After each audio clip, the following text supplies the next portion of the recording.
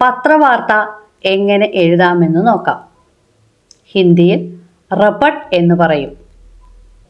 ഒരു വാർത്ത എഴുതുമ്പോൾ അതിൽ എന്തൊക്കെ ഉണ്ടായിരിക്കണം എന്ന് നോക്കാം. ഏതെങ്കിലും ഒരു സംഭവത്തെക്കുറിച്ചായിരിക്കുമല്ലോ വാർത്ത. എന്താണ് ആ വാർത്ത? എപ്പോഴാണ് ആ സംഭവം നടന്നത്?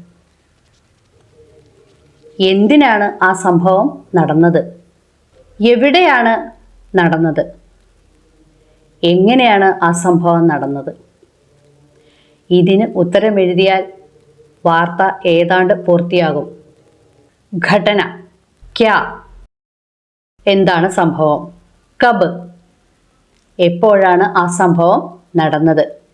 കഹാം, എവിടെയാണ് നടന്നത്? കൈസെ, എങ്ങനെയാണ് ആ സംഭവം നടന്നത്? ക്യോം, എന്തിനാണ് ആ സംഭവം നടന്നത്? ഇതിനെല്ലാമുള്ള ഉത്തരം എഴുതണം.